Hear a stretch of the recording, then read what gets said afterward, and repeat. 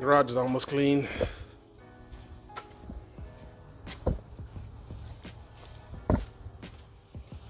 Dealing with a manual, so you gotta chalk out the front wheels.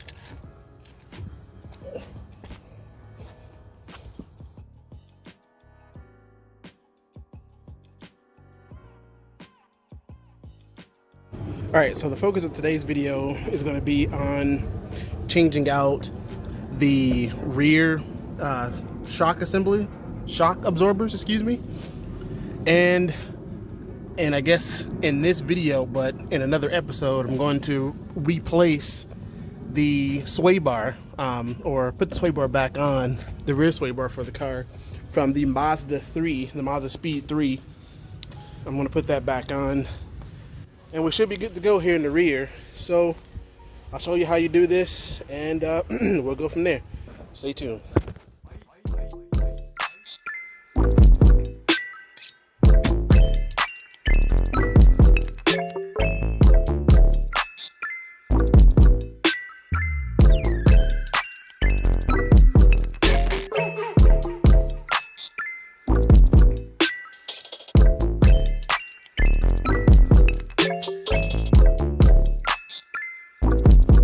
So for me, I put the jack right on this little rear knuckle, and the bolt we want to get to is not that one, but it's back here on the other side. Now I have to show you. You probably could see it. Let me see if I can zoom in, show you.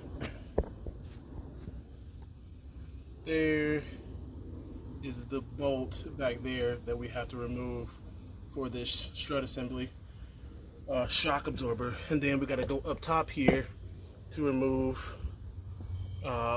bolts in the trunk. So let's get this unbolted first. I'm going to take you inside now. So this bolt, which connects the shock absorber to the rear knuckle assembly, has a 15mm bolt that runs through to this back end. You might need a breaker bar to break it off, so I'm gonna go get my breaker bar just in case. I do have this impact, but I might just use the breaker bar to break it, and go from there. So that's it. You don't have to do anything up here removing any of this stuff. You just gotta remove this bolt all the way out, and you should be good. All right, let's go get that breaker bar. Alright, so once you've unbolted or screwed off the bolt, this is how long it is. You notice it doesn't have any type of Loctite or anything on it. You could add some if you want to, and I might. Some blue Loctite if I have any more. What is that? It might be corrosion. Alright, so it makes it easy when you jack this up to move this around. Now this is out of place, so oh sorry, you can't see. So now you can push up on the shock absorber, and it's going up and down fairly slow. These things could have been replaced. Man, I need a GoPro. Help me get 1,000 subscribers. I need a GoPro. Alright, so let's go up into the trunk. So in the trunk, you got this wheel cover or wheel hub cover. You want to remove that, and it gives you access to the top of the shock absorber, and you just unbolt that. I think it might be a 13. Let me see. A 6mm flare nut wrench with the 13mm ratcheting wrench, and you'll put the ratcheting wrench on first. So you put the ratcheting wrench on first, right? And then you will angle the 6mm flare nut wrench to hold the tower in place, and then you can wrench it off. That's the easiest way to do it. We'll pull out our Bilstein shock absorbers and see how they fare. against that variant.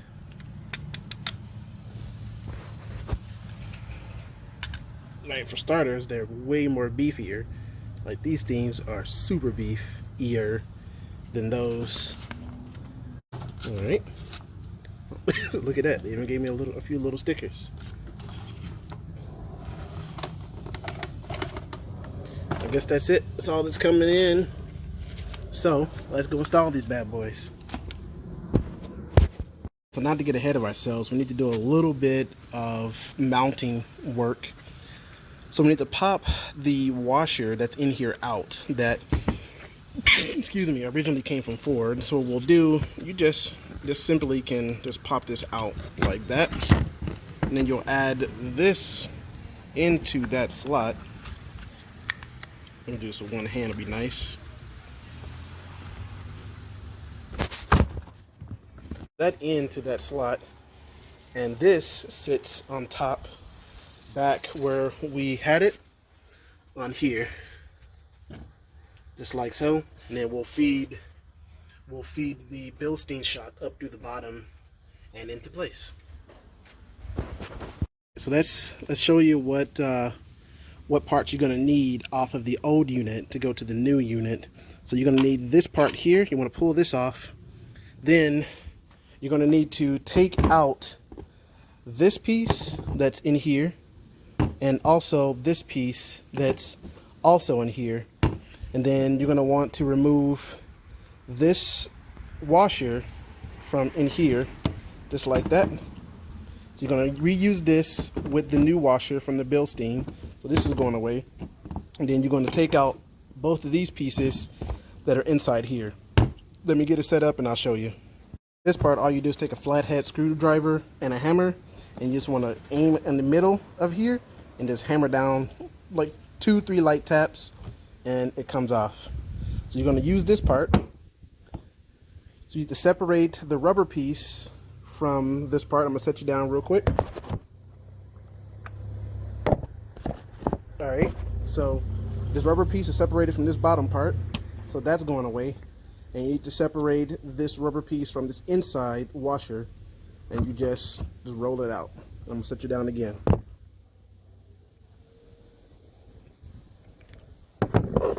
Alright, so this is what you're going to be using. You're also going to be using this. Let me go get the new unit. And you're also going to be using this. So let me get the new unit and I'll show you how to set everything up. Stay tuned. Excuse me. So as far as the setup goes, you're going to want to take this piece. So you'll put this piece on. These two pieces stay the same on the Bilstein Shock. You put that over that piece. Then you'll take this black piece, the cap, right, and you'll put that over those two pieces. So that this part is done. So then you'll take this washer that Bilstein provides, and you will slip this into that rubber joint, just like so. Make sure you get it in there real good. And this will go on top of this, through the car, through the strut top, and screwed down by this bolt all together like this. But this is going to be inside the car, this is going to be outside the car. So let's go do that. Alright, so it got kind of dark on me out here. I had to wait till basically nighttime to work because 100 and something degrees during the day here in Texas right now. So I got both of them in, and now I'm going to go back and put in all of the covers and cowls, and I'll be good to go. And I'll get out there and test them out and see what they're like. Like, we got a rainstorm coming in tonight. I'm going to go and wrap this up. So if you like this kind of content, don't forget to like, comment, and subscribe so that I can help people like hopefully I've helped you in this video. The Bilstein shocks or shock absorber installation is actually pretty easy. The hard part is figuring out what parts, like I showed you here, what parts you need to remove And you can probably use these pieces for something else in your arsenal as you grow your toolkit. These might come in handy later on down the road, so I suggest hanging on to them. But with that said, if you got any comments or questions, hit me up on Instagram. You can leave me a comment down here in the comment section. I'll be happy to assist, especially if you want to know about the torque specs for everything. It's in the Haynes manual if you have one, and if you don't, I suggest you get a Haynes manual for this car.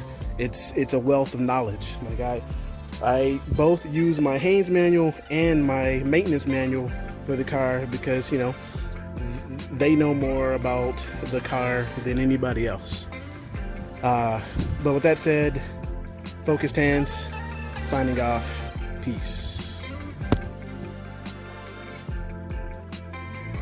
This is what happens when you do donuts in the middle of the street and don't realize people are close by. You get hit.